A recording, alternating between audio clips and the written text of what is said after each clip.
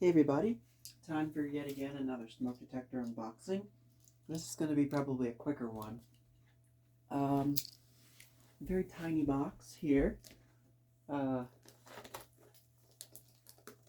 going to try not to damage anything because it looks like they've just wrapped it up.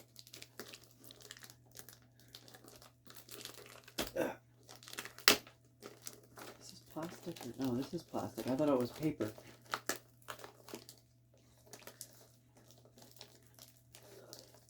There we go.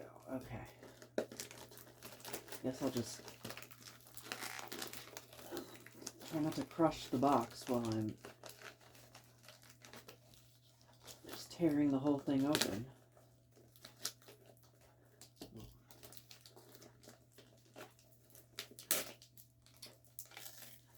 Okay, I'm tearing the shipping label, but I don't care about that.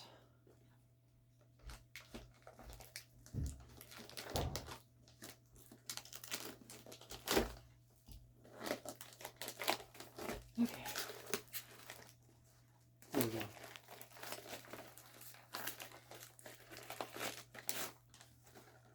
Okay. So, it's a FireX number 0440. That's the catalog number, but the model number, of course, is FX1218. Now, as you'll probably already remember, or you'll probably remember, I already have two of these. Here's one of them, but both of mine are used and in sort of rough shape, so this one is brand new in the box. So let's go ahead and open it up. And we have the wiring harness, which all of my other ones were missing. Oh, that's for the one around this yellow wire for interconnect. And here's the unit itself. A little dirty, but I mean, it's pretty good shape. And then mounting bracket battery has exploded, but it didn't get on the terminal, so I'm okay with that. Hopefully I can get that battery out of there without making a huge mess. I'm actually gonna try to get it out here on the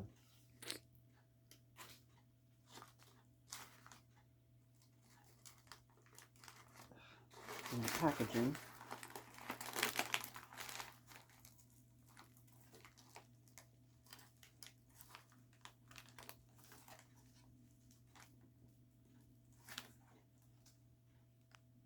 Alright, I'm gonna see if I can't get that out. Okay, so I'm gonna bring you guys down here now. I got the battery out, and some more battery residue came out with it. And you can see just how corroded that thing is. This is definitely the worst one I've come across yet in a detector. New Unbox detector, that is. Hopefully there hasn't been any battery corrosion residue that's gotten inside of the sensor or the damaged the circuitry in any way. But yeah, so this one is in pretty good shape. You can see the label here, model FX1218. And it came with this foam ring on the mounting bracket. That's kind of interesting.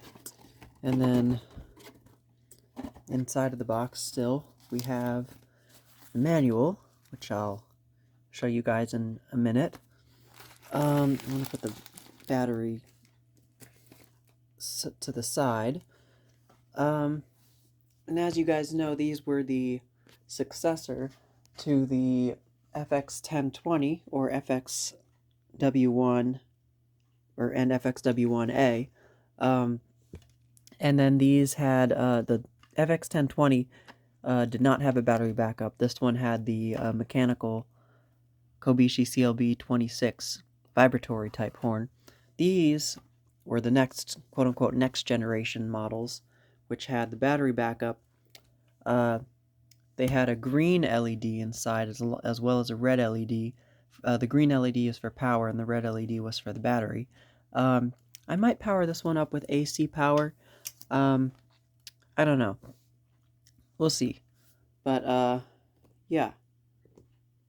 I'm really happy to have one brand new in the box, considering I've had this one and my other one for so long that were missing parts, and I finally have the wiring harness for one. Yeah, so I'm going to go ahead and get a battery for this one, and I'm going to test this for you now. I already grabbed a battery here, so let's power it up.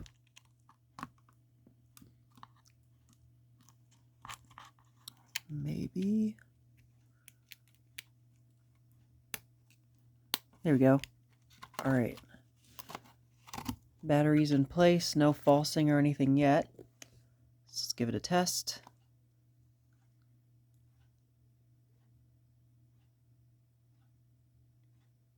Maybe?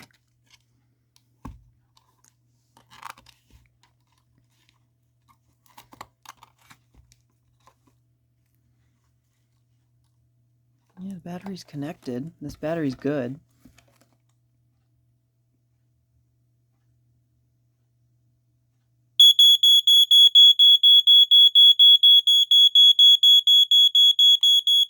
There we go. Huh, this one doesn't keep going off forever after you release the test button. Interesting. Both of my other ones have that weird quirk where when you push the test button to test it, it'll sound, and then when you release it, it will take like about 10 seconds or so to stop sounding. Kind of like the 2nd Gen 86 RACs. Very interesting. Let's see if I can't get it to sound one more time.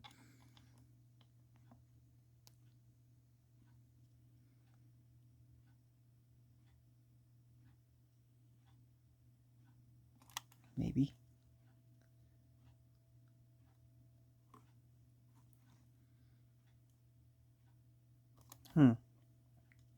It's temperamental, I guess. Well, it does work. We heard it. So, let me get the battery back in there. Maybe it'll... Oh. There it went. I can't tell if it's an issue with the test button or the battery. I think I saw the LED flash before, so I think it might be an issue with the test. Oh.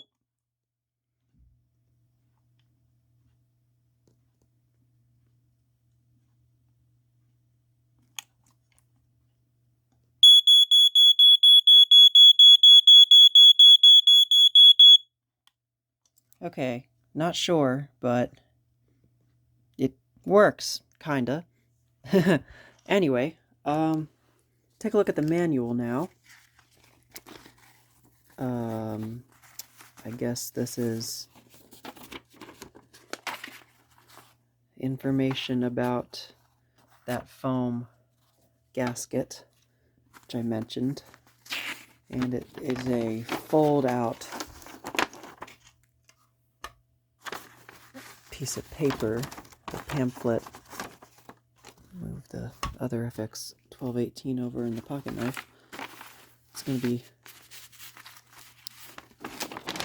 a pretty hard one to read. Hopefully you guys can get a good view. There we go. I got it all folded out. So, interesting that it's for G6, G18, G120, H, and FX1218. So the G6, the G18, those were all the later models, the ones that were smaller, more compact. And you all know they didn't have battery backup. So very interesting. Continue on. Okay, so you see, here you go, we have a section for G6, G18, G120.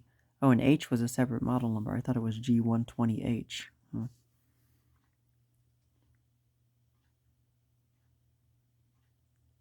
Interesting.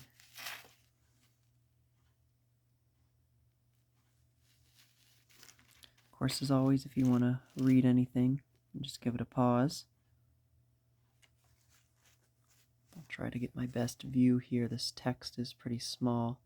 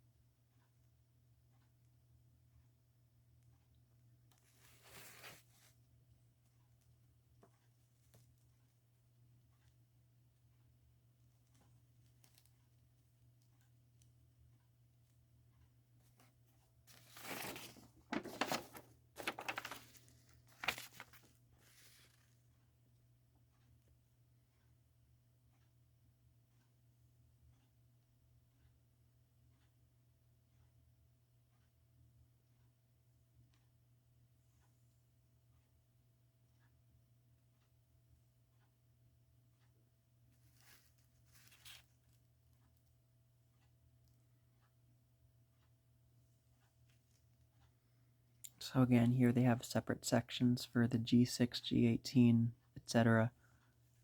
And then for the 1218 with the battery backup.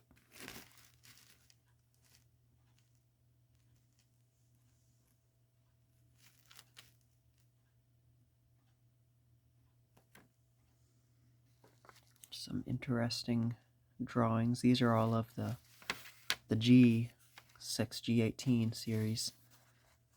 Because they have a test button in the vents there. Unlike these, which had the test button in the middle there.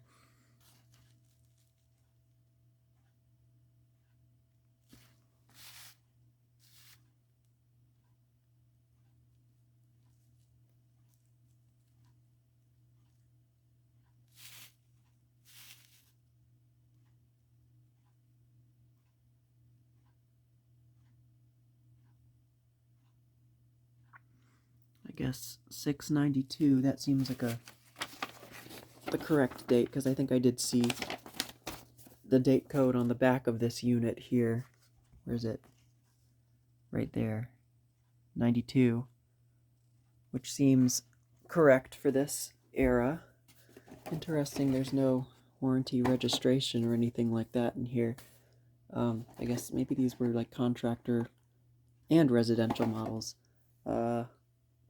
I don't know. I do have the G6 and I have the G6 box like this, so the box for them was a little bit thinner, obviously, because the alarms are a little more compact, as I mentioned. Yeah, so not sure what else there is to say about this one. So that is the FireX FX1218, the new in the box model, in perfect condition, in mint condition. So thanks for watching. Alright guys, I went ahead and wired it up. I'm just gonna power it up on AC just because I want to see what the green LED looks like. So here we go. In 3, 2, 1. Oh, and there it is. It's a very bright LED. Yeah, very cool. I really like how that looks. And then of course the red LED is right next to it, down in there. And then of course the other thing I forgot to mention is Jameson also rebranded these. As you'll remember with the CD2 video, they rebranded these with this style cover. And they had the green LED and the red LED, same exact circuitry and everything, just with this cover. And that was the model CD23 instead of CD2, like this one, the regular FX1020 rebrand was. But anyways, let's go ahead and give it a test now with AC power applied. And hopefully it'll work. I think this is confirming that it is an issue with the contact between the sensor and the test button.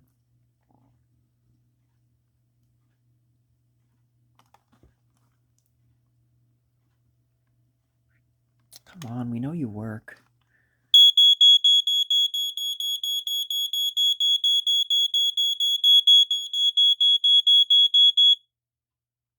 Yep, it works.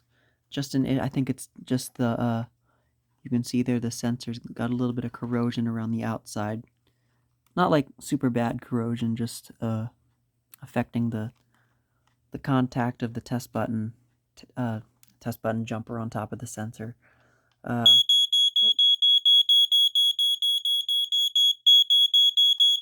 was gonna go ahead and see if we can't get it to sound one more time, and it did sound one more time. So yeah, I think that's just about does it for this one.